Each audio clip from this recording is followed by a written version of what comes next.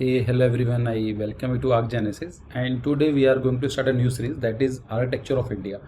काफ़ी लोगों की डिमांड थी और वैसे भी हम क्वेश्चन आंसर सीरीज के अंदर कर रहे थे, तो it was like it is very important part two discuss about the Indian architecture, specifically Hindu temple architecture और या फिर साउथ इंडियन आर्किटेक्चर। तो ये टॉपिक काफ़ी इंटरेस्टिंग होने वाला है और ये एक वीडियो में कवर करना it is next to impossible. So it might be like we are going to have maybe 7 to 10 videos. एक बार बता देता हूँ कि क्या ऐसा होगा। अगर हम बात करें इंडियन आर्किटेक्चर को डिवाइड कर सकते हैं according to the time. Ancient time period लेकर चल सकते हैं, that is it started from the stone age till the Gupta age और Sangam. Gupta was in north India और जो संगम लिटरेचर था या Sangam architecture was in south India. इसी के बाद हम आते हैं मेडाइवल टाइम पीरियड के अंदर। Medieval time period it was having two thing, that is Delhi Sultanate और मुगल पीरियड, इसको बोलते हैं मेडाइवल। उसके बाद 1600 AD के बाद ईस्ट इंडिया कंपनी का जो रोल आता है और वहाँ से लेकर 2021 अभी तक का ये सारा का सारा काउंट होता है मॉडर्न इंडिया के अंदर। That is Indo Gothic, Roman, new Roman और करंट अफेयर डिस्कस करेंगे। करंट अफेयर मतलब ये smart city initiative, Nalanda university, ये कई सारी चीज़ें हैं जो न्यूज़ में हैं, उनको भी डिस्कस करेंगे। So in this series we are going to have 8 to 10 different videos. देखिए टॉपिक इतने इंटरेस्टिंग है, इतने डिटेल में डिस्कस किए जा सकते हैं। एक एक टॉपिक को डिस्कस करने के लिए 3 से 4 घंटे की वीडियो बनाई जा सकती है, बट अभी हम लोग जो हमारा फोकस रहेगा it is going to be only on the architecture. तो मैं ट्राई करूंगा कि 20-25 मिनट की एक वीडियो बना के हम लोग डिस्कस कर सकें। फ्रॉम द वेरी बेसिक बात आती है कि आर्किटेक्चर आता कहाँ से है। देखिए आर्किटेक्चर वर्ड जो आया है वो है आर्किटेक्टुरा वर्ड से आया है। और आर्किटेक्टुरा कहाँ से आया है? आर्किटेक्टोन से। आर्किटेक्टोन आया है आर्की प्लस टेक्टोन। आर्की का मतलब होता है चीफ और टेक्टोन का मतलब होता है बिल्डर। ये नॉर्मली क्या है, ग्रीक टाइम पीरियड की बात है। वहाँ पर जो प्रोजेक्ट चलते थे, जैसे कुछ बनाना होता था तो एक पूरा ग्रुप काम करता था और एक जो ग्रुप की जो जिम्मेदारी थी, the whole responsibility to lead that group was given to the one person. उस पर्सन को बोला जाता था कि is a chief and chief for वो बिल्डर। तो उसी का वहाँ से बन का है आर्किटेक्टोन। ठीक है, फर्स्ट ऑफ ऑल ये चीज़ समझनी पड़ेगी, it is not an modern phenomena कि अभी आर्किटेक्ट की बात करेंगे, शिल्पकार की बात करते हैं, ये अभी रिसेंटली न्यूज़ में है या इनके ज़्यादा पुराना नहीं है। ये सब डिसिप्लिन इंडिया के अंदर प्रोफेशन पिछले 50-60 साल में ही आया है, लेकिन ये new it is not a modern phenomena, बहुत पहले से चलता हुआ है। Even it is not related to humans only, animals, bird species, कहीं ना कहीं वहाँ पर भी आर्किटेक्चर देखने को मिलेगा। अगर आप बर्ड्स देखेंगे तो घोंसले बनाते हैं, नेस्ट बनाते हैं, तो उनका डिफरेंट आर्किटेक्चर होता है, how they perceive their accommodation और देयर लाइक सेटलमेंट। सेम चीज़ अगर एनिमल्स के बारे में बात करेंगे तो ना खुद का अलग तरीका होता है। सेम चीज़ ह्यूमंस का भी है। ये स्टार्ट होता है स्टोन एज से, आदि मानव की तरफ से, जहाँ पर वे केव्स में रहते थे, क्योंकि वहाँ पर टेक्नोलॉजी ये सब चीज़ें इन्फॉर्मेशन नहीं थी। आज हम बात करेंगे उन चीज़ों के ऊपर भी। फिर हम बात करते हैं कि इंडस वैली सिविलाइजेशन के अंदर भी आर्किटेक्चर था। इवन ताजमहल की बात करें तो वहाँ पर भी आर्किटेक्चर था। दैट इज कब आया था ये? 1632 AD में। और टिल टुडे अगर हम आज की बात करें, स्मार्ट सिटी इनिशिएटिव, अभी तो पता नहीं क्या ही चल रहा है इसका। खैर अमरावती के बारे में बात करेंगे, नालंदा यूनिवर्सिटी, इस पर तो मैंने काम भी किया है इसकी लैंडस्केपिंग का, तो यहाँ पर काम चल रहा है। इवन जो लेटेस्ट काम चल रहे हैं यहाँ पर भी, अभी रिसेंटली ये आया है कि जो बुर्ज खलीफा है उससे भी बड़ी बिल्डिंग बनने वाली 1 किलोमीटर की। तो इट्स अ पार्ट आर्किटेक्चर, कोई भी चीज़ ऐसा नहीं है इसका स्टार्टिंग या एंड पॉइंट नहीं है। ये बहुत पहले से होता हुआ आया है, किसी एक पर्टिकुलर स्पीसीज से रिलेटेड नहीं है, एक पर्टिकुलर कम्युनिटी से रिलेटेड नहीं है, ये बहुत बड़ा फील्ड है। ठीक है, अगर हम बात करें कि आर्किटेक्चर, चलो ये तो समझ में आया कि आर्किटेक्चर बहुत कुछ चीज़ों पर डिपेंड करता है। क्या क्या चीज़ें होती हैं जो आर्किटेक्चर को इन्फ्लुएंस करती हैं? सो होती तो बहुत कुछ है, but again here I have only 1 2 3 4 5 6 7 things. For example geography plays an important roll on the architecture of a particular space. अगर हम बात करें हिली रीजन के अंदर, वहाँ का आर्किटेक्चर अलग होता है। कोस्टल रीजन में जाकर देखेंगे वहाँ का आर्किटेक्चर बहुत अलग होगा। और अगर हम बात करें नॉर्थ ईस्ट का तो वहाँ पर आर्किटेक्चर बहुत अलग होगा। तो ज्योग्राफी काफ़ी कुछ बताती है। अब नीड भी होती है कि ज़रूरत क्या है उस चीज़ की। अगर आपको मान लीजिए कुछ एक रिलीजियस सेक्ट है, वहाँ पर उनकी जो नीड क्या है, वहाँ पर उनको रिलीजन प्रमोट करना है, तो वहाँ का जो आर्किटेक्चर होगा रिलीजियस होगा। अगर मान लीजिए कोई ऐसा कम्युनिटी है जो किसी रिलीजन बिलीव ही नहीं करते हैं, मे बी चाइनीज हो सकती हैं, तो वहाँ पर आपको वहाँ का आर्किटेक्चर डिफरेंट देखने को मिलेगा। ठीक है, तो नीड भी बहुत मैटर करती है। सिक्योरिटी पर्पसेस के हिसाब से तो उनके सेटलमेंट होगी, सिक्योरिटी बेस बनाई जाएगी। चंडीगढ़ की नीड ऐसी थी कि इंडिया को सेक्युलर कंट्री दिखाना था, तो वहाँ की जो आर्किटेक्चर है वो अलग है। सेम चीज़ होती है इकोनॉमी क्या है, कितना जो क्लाइंट है, जो वहाँ की जो स्टेक होल्डर्स हैं, उनके पास कितना पैसा है या कितना इन्वेस्टमेंट कर सकते हैं। तो अगर हम बात करें महाराष्ट्र या मेन अर्बन सिटीज़ की बात करें, वहाँ का आर्किटेक्चर डिफरेंट होता है क्योंकि वहाँ पैसे हैं, वहाँ पर जो इकोनॉमी है प्रॉस्पेरस है। लेकिन जो रूरल एरिया में जाकर देखेंगे नहीं होगा। सेम चीज़ स्टेट लेवल पर भी है। महाराष्ट्र गुजरात का आर्किटेक्चर काफ़ी अच्छा है, लेकिन हम बात करें यूपी बिहार या फिर ऐसे स्टेट हिमाचल उत्तराखंड जो बैकवर्ड स्टेट में आते हैं, तो वहाँ का आर्किटेक्चर डिफरेंट है। या आप इसको एक लोकल लेवल पे भी समझ सकते हैं। फॉर एग्जांपल आप कहीं जाते हैं, वहाँ पर आप देखते हैं गाड़ी खड़ी हुई है, जैगुआर पोर्श खड़ी हुई है, तो क्लियर है ना वहाँ पर कि उसकी इकोनॉमी क्या होगी। आप जैसे एंटर करते हैं वहाँ इतना बड़ा लॉन बना रखा है इन लोगों ने, तो दैट्स कॉल्ड द आर्किटेक्चर। तो इकोनॉमी बहुत मैटर करती है। आप किसी और जगह जाकर देखते हैं वहाँ पर एक टेंट डाल के लोग रह रहे हैं, तो economy plays a very important role for the architecture. अगर ये सब चीज़ें जो मैं बता रहा हूँ, it is not particular for this time, ये नॉर्मली हर जगह काम होते हैं। अगर आप दूसरा एग्जाम्पल आप इस तरह से लीजिए, फॉर एग्जाम्पल अगर आप मुगल का टाइम लेंगे, मुगल टाइम पीरियड के अंदर इन स्टार्टिंग तो क्या बनाया उन्होंने, कुतुब मीनार किस चीज़ का बना हुआ है, red sandstone, easily locally reasonable, सस्ता सा मटेरियल अवेलेबल के थ्रू बना दिया। तो वहाँ का मतलब क्या था, इकोनॉमी इतनी प्रॉस्परस नहीं थी वहाँ की। लेकिन अगर आप देखेंगे शाहजहाँ के टाइम पीरियड पर उसने क्या बनाया, Taj Mahal, and Taj Mahal was made for Makrana marble, बाहर से मंगाया इतना महंगा। तो ये क्या हुआ, इकोनॉमी डिपेंड करती है क्या है इन चीज़ों के ऊपर। फिर हम बात करते हैं फिलोसफी और सोसाइटी भी काफ़ी इंपॉर्टेंट रोल प्ले करती है फॉर द आर्किटेक्चर। अगर जो सोसाइटी रिलीजियस है तो वहाँ पर देखने को मिलता है, रिलीजियस एंगल्स देखने को मिल जाएगा। कुछ सोसाइटी ऐसी है जो एक सेक्युलर है, तो उनका आर्किटेक्चर डिफरेंट होगा। फिलोसफी बहुत मैटर करती है। फिलोसफी को आप ऐसा समझ सकते हैं कि किसी घर के अंदर महात्मा गांधी की फोटो लगा रखी है, बुद्धा की फोटो लगा रखी है, इमेज लगा रखी है, तो उसकी फिलोसफी पता चल जाएगी कि ये जो पर्सन है it is believing non violence या पीसफुल तरह का बंदा होगा। अब किसी और घर में लगा रखी है, महाराणा प्रताप जी की फोटो लगा रखी है, तो क्लियर है वहां से कि जो ये पर्सन है थोड़ा सा मतलब एक तरह से एक्सट्रीमिस्ट टाइप का पर्सन होगा, सुनेगा नहीं किसी की, है ना।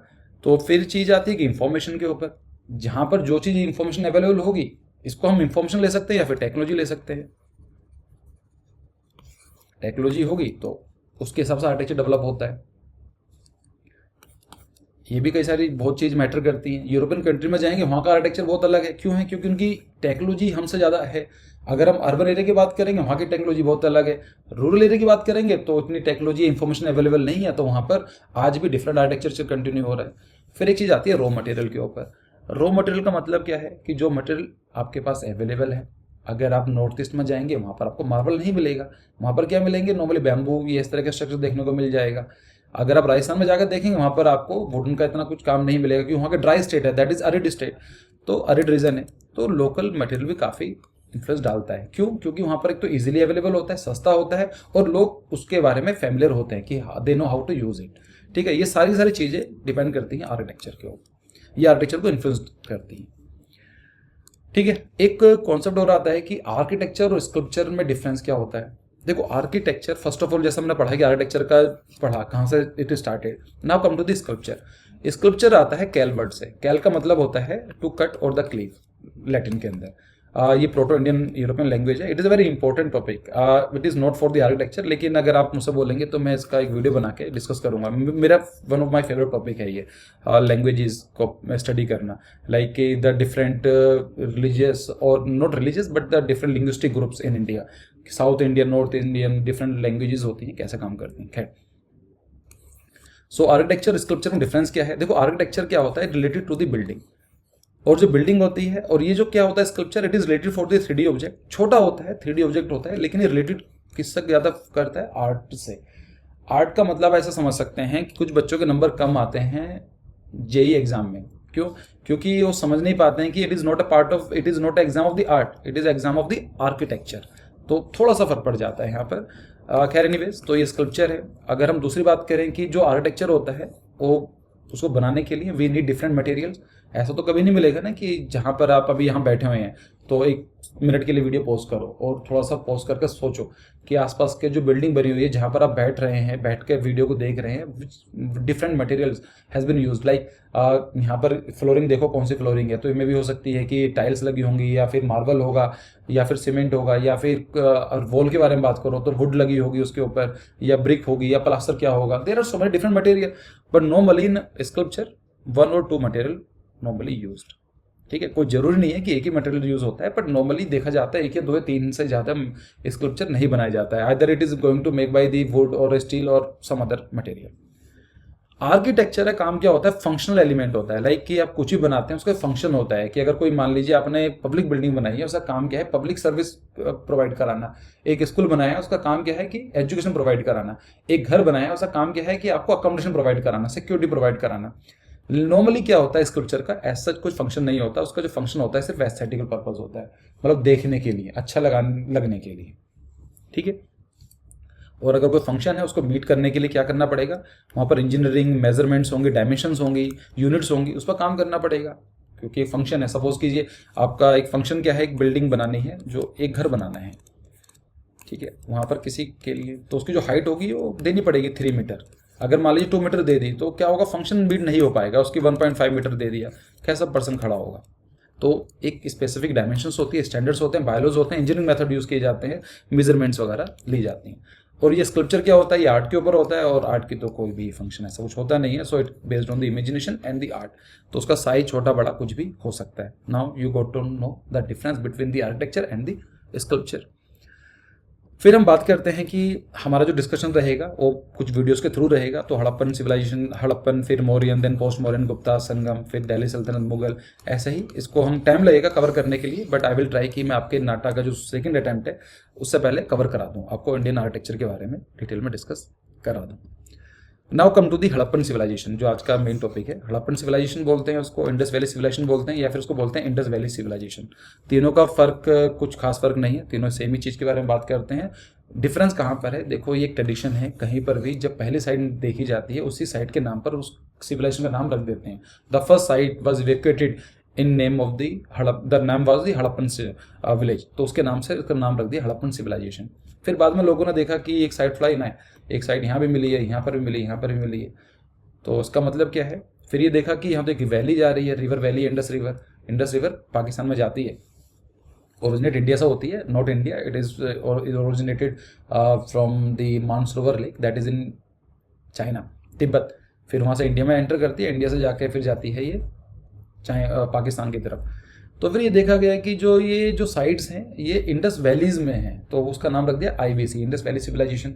फिर क्या हुआ, फिर देखा महाराष्ट्र में मिली हैं, फिर देखा वहाँ पर मिली हैं गुजरात में, तो ठीक है, फिर वहाँ पर मिली हैं यूपी के अंदर मिर्ज़ापुर। तो बात है कि वैली से रिलेटेड नहीं है, ये इंडस रिवर की बात की गई, ठीक है। नॉर्मली इंडिया जो प्रमोट करता है हड़प्पन सिविलाइजेशन के नाम से प्रमोट करता है, रीजन है क्योंकि इंडस वैली का मतलब क्या है, Indus river flows in Pakistan, so it is like giving the credit to the Pakistan, तो इसलिए इसको बोला जाता है bronze age civilization. Bronze age, देखो इंडिया के अंदर बात करें तो सबसे पहला आई कॉपर एज, फिर आया ब्रॉन्ज, और फिर आया आयरन एज।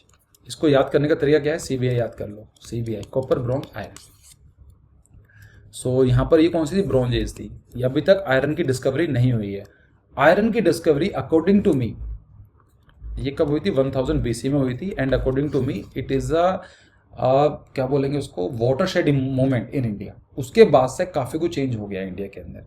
अगर आप देखेंगे उसके बाद से हम देखेंगे वुमेनिक कंडीशन डिग्रेड होना स्टार्ट हो गया, जो वर्ना सिस्टम था वो एकदम रिजिड बन गया। पहले वर्ना सिस्टम कभी भी ऐसा नहीं था, अभी हम इन लेक्चर में बात करेंगे, इन कमिंग लेक्चर्स में कैसे कैसे हुआ, बट अगेन वर्ना सिस्टम कभी रिजिड नहीं था, it was based on the profession not on the birth. लेकिन डिस्कवरी ऑफ आयरन के बाद क्या हुआ, वुमेनिक कंडीशन डिग्रेड होना स्टार्ट हुआ, सोसाइटी डिग्रेड होना स्टार्ट हो गया, दलित, अनटचेबिलिटीज, ये सब चीज़ें आना स्टार्ट हो गया। समाज जो था बहुत पिछड़ना स्टार्ट हो गया, लाइक कि पर्दा प्रथा, ये सब चीज़ें हो गया, स्वयंवर खत्म कर दिया गया, फोर्सफुली मैरिज वगैरह होने लगी, वुमेनिक कंडीशन बहुत ज़्यादा डिग्रेड हो गई। और ये डिग्रेड होना स्टार्ट हुआ यहाँ से, जो चला गुप्ताज के टाइम पीरियड तक। इसीलिए कुछ लोग ये मानने को तैयार नहीं होते हैं कि Guptas age was the golden era in Indian architecture, in Indian society.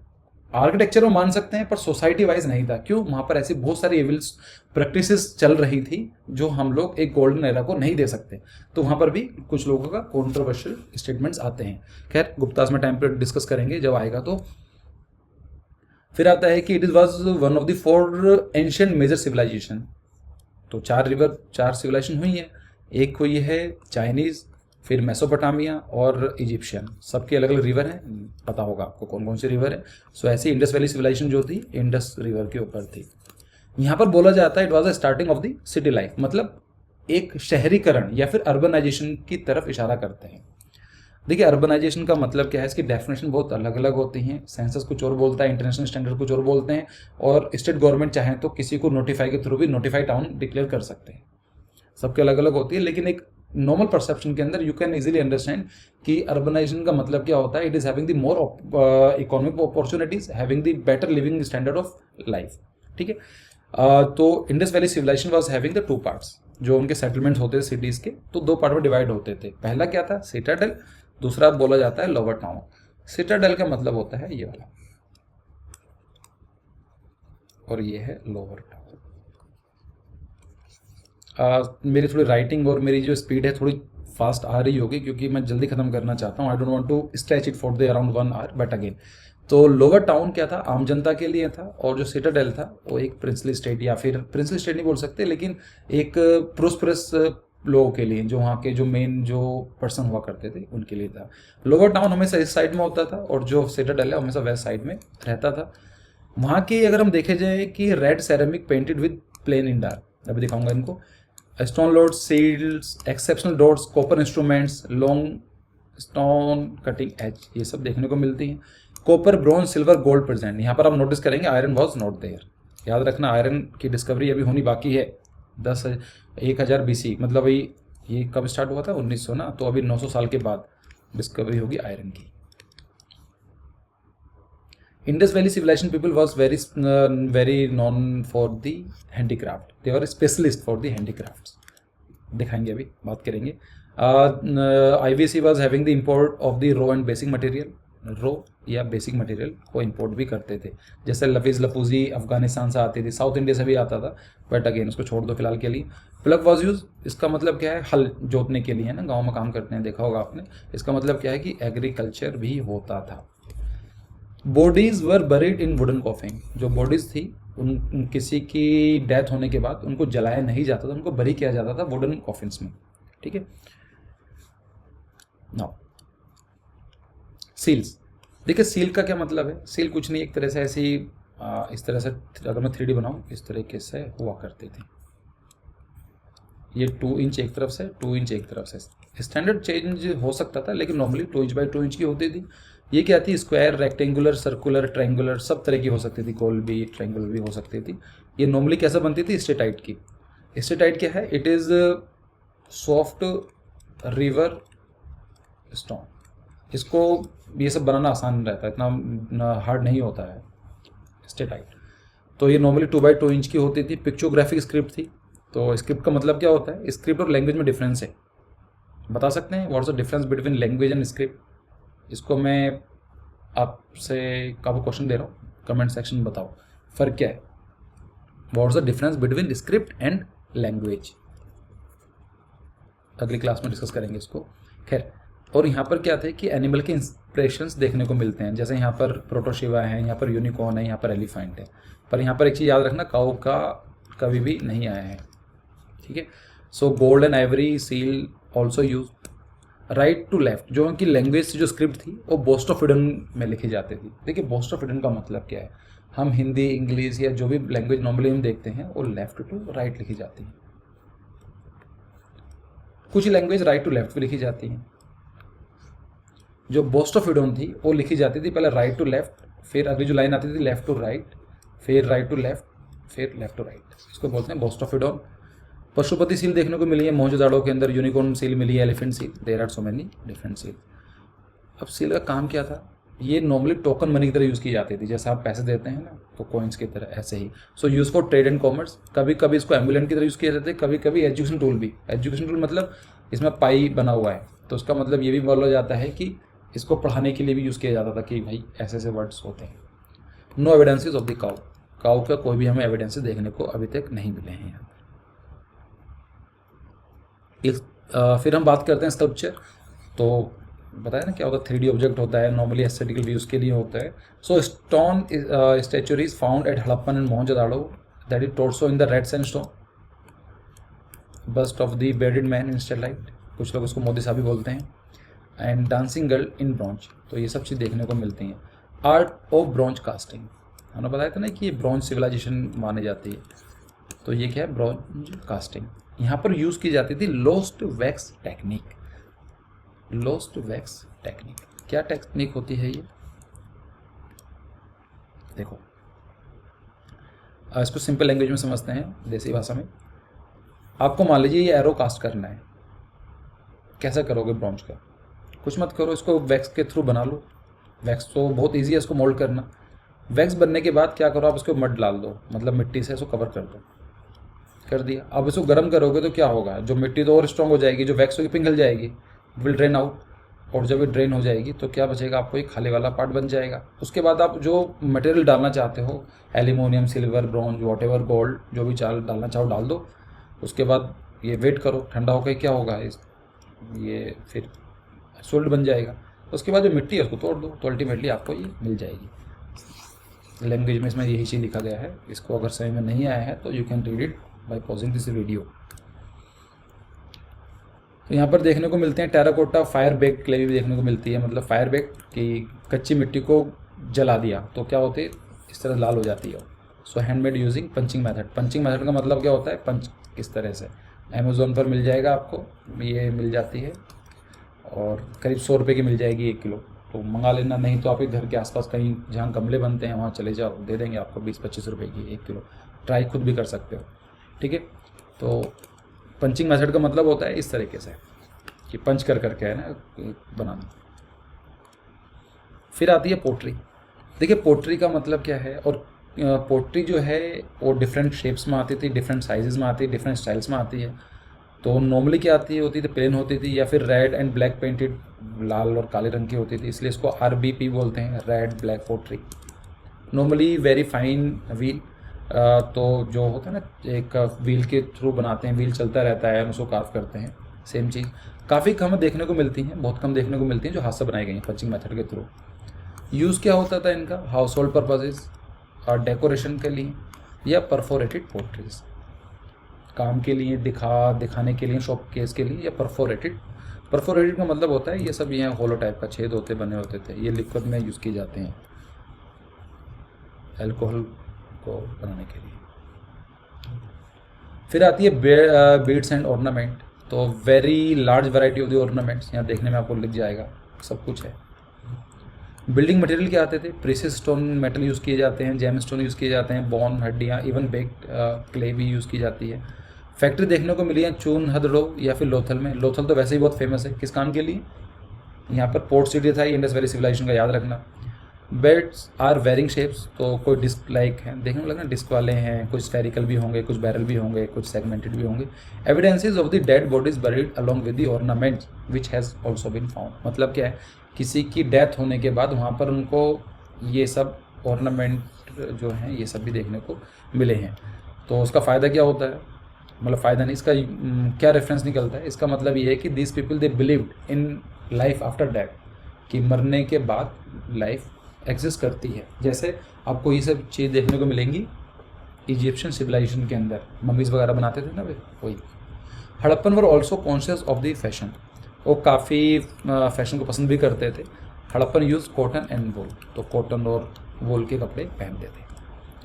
Now come to the major part, town planning. तो यही है हमारे लिए मेन। तो first of all it is considered as a first urban civilization in India. Fortification of citadel, तो fortification का मतलब क्या होता है, दुर्गीकरण बोलते हैं उसको, कि कोई मान लीजिए घर है आपका, आपने उसको क्या कर दिया, कवर कर दिया, एक वॉल बना दी चारों तरफ, उसका मतलब उसको बोला जाता है fortification. East west orientation, lower city was having the eastern side and the western city was on the western side. Fixed brick ratio 1:2:4 का रहता था। एक्स्ट्रा ऑर्डिनरी टाउन प्लानिंग, तो यहाँ पर टाउन प्लानिंग बहुत अच्छी तरीके की थी, इसलिए अर्बनाइजेशन बोला जाता है। Well plan city, gravity and drainage was there. Gravity and drainage का मतलब क्या है, देखो ग्रेविटी अगर नहीं जानकारी होगी तो ड्रेनेज प्रोवाइड नहीं की जा सकती है। मान लीजिए कि एक हमारे पास स्पेस है, यहाँ पर रेनफॉल होती है, तो अगर मान लीजिए कोई ग्रेविटी का मतलब अपने लेवल मेंटेन नहीं किया है तो पानी यहाँ इकट्ठा हो जाएगा।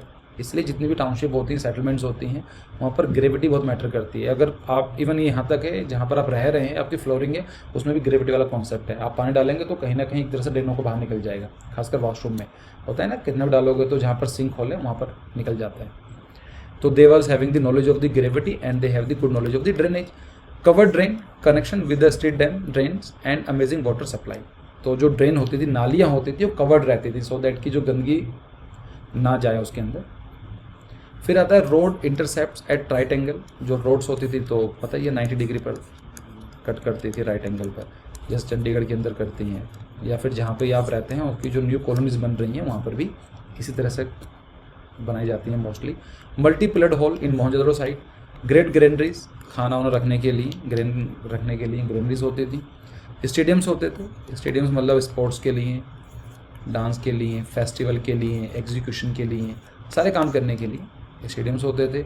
Street were broad varying 9 feet to 34 feet. जो स्ट्रीट होती थी वो पतली भी होती थी, थोड़ी मीडियम साइज़ की भी होती थी, वाइड भी होती थी।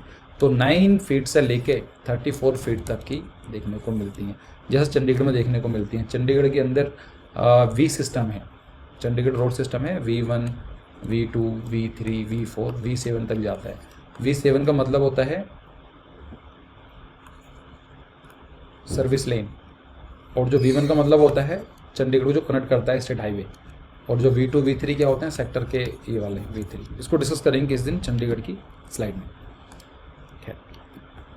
अगर हम बात करें, houses can be divided into 3 main groups. Dwelling houses, larger buildings, public bath. तो नॉर्मली क्या होते थे, 2 घर होते थे छोटे घर में, 2 हाउसेज होते थे छोटे घर में। बड़े घर के अंदर ज़्यादा घर रूम्स भी हो सकते थे, और अटैच कोर्टयार्ड भी देखने को मिलता है। कहीं कहीं हमें मल्टी स्टोरी बिल्डिंग देखने को मिलती हैं। जो डोर्स बनाए थे mostly made from the wood. जो डोर बनाए जाते थे और नॉर्मली लकड़ी के बनाए जाते थे। Rural settlement were made of the mud brick. तो जो रूरल सेटलमेंट होगी तो ऑफकोर्स नॉर्मली आज भी जाओगे तो कच्ची मिट्टी के घर देखने को मिल जाएंगे आपको। Interior is not visible from the street. ऐसे आर्किटेक्चर बनाया जाता था कि मेन रोड से आप अंदर घर में क्या हो रहा है उसको नहीं देख सकते। Thickness of the wall is around 70 centimetre, और हाइट जो थी 3 मीटर की थी। तो जो वॉल की थिकनेस जो होती है वो 70 सेंटीमीटर। आची कितनी होती है 230 सेंटीमीटर, समझ सकते हो, 3-4 गुना, 3 टाइम्स। और जो हाइट थी 3 मीटर। हाइट तो उनकी सेम ही थी, आज भी 3 मीटर की ही बनाई जाती है। Group house were also there, और यहाँ पर देखने को मिलता है कि हमें ग्रुप हाउस भी देखने को मिल जाते हैं। कुछ फोटोग्राफ्स हैं जो मैंने फ़ोटो क्लिक की हैं। तो आई थिंक ये वाली फ़ोटो मेरी क्लिक की नहीं है, ये नहीं है, ये वाली मैंने क्लिक की हुई थी। धौलावीरा पर मैं 10 दिन रह का आया हूँ। It was very funny and very interesting story, लेकिन वो आपके किसी काम की नहीं, कभी हम कर लेंगे। तो यहाँ पर आप देख रहे हैं, यहाँ पानी के लिए था, ड्रेन करने के लिए। यहाँ पर आप देख रहे हैं तो उसको कवर करने के लिए ये कवर ड्रेन है। यहाँ पर सेटलमेंट मिली हैं जो ये बताती हैं कि जो हाउसेज हैं वो सर्कुलर भी थे। अब इसके ऊपर ज़्यादा स्टडी नहीं की गई है, तो इसलिए हम कुछ सिर्फ समझने के लिए मैं बता सकता हूँ, लेकिन कभी को चाहे तो हम 100% ऑथेंटिसिटी से नहीं बोल सकते हैं। It is my observation. मैं यहाँ पर 9-10 दिन रह कर आ चुका हूँ धौलावीरा साइट पर। तो जहाँ तक हमने डॉक्यूमेंटेशन किया था अपने कॉलेज के टाइम पीरियड में, जो मुझे लगता है, जो मैंने भी, जो RS शर्मा सर हैं, वो इन्होंने उस साइट पर काफ़ी काम किया है, और वो गाज़ियाबाद रहते हैं, मेरे घर के पास ही रहते हैं, अराउंड 15-20 किलोमीटर दूर, मोहन नगर। तो मैंने उनसे बात की थी इस चीज़ के बारे में। सो हम लोग एक कंक्लूजन पे पहुंचे थे इन चीज़ों को डिस्कस करने के बाद कि ये सर्कुलर हाउस का मतलब क्या है। क्योंकि एक स्फेयर एक ऐसा ऑब्जेक्ट होता है which is having the maximum volume and the minimum circumference, या सरफेस एरिया। एक ऐसा होता है स्फेयर कि जो वॉल्यूम सबसे ज़्यादा रहेगा और सबसे कम सरफेस एरिया रहेगा। सरफेस एरिया कम करने के पीछे लॉजिक ये हो सकता है कि जो लोकेशन रही है वहाँ पर काफ़ी गर्मी पड़ती होगी, तो जब ज़्यादा सरफेस एरिया होगा तो हीट गेन भी ज़्यादा करेगा। तो so to reduce this surface area, so they might come up with this planning कि सर्कुलर घर बनाते हैं इस तरीके से। तो खैर ये सब चीज़ें हो गया। बाकी जो नेक्स्ट वीडियो है वो हमारा डिस्कशन रहेगा मॉडर्न आर्ट एंड आर्किटेक्चर के ऊपर। तो आपको कैसी वीडियो लगी है ये आप मुझे बताइए कमेंट सेक्शन में। लाइक कीजिए, कमेंट कीजिए, शेयर कीजिए, ये मुझे काफ़ी मोटिवेट करती हैं। और बाकी आप चाहें तो हमारा जो क्रैश कोर्स है उसको सब्सक्राइब कर सकते हैं। इसका नंबर है 9250809050, जहाँ पर हम लोग रेगुलर 1-1.5 घंटे का डिस्कशन करते हैं ऐसे टॉपिक के ऊपर जो नाटा और जे की फुल फ्लैग तैयारी कराते हैं।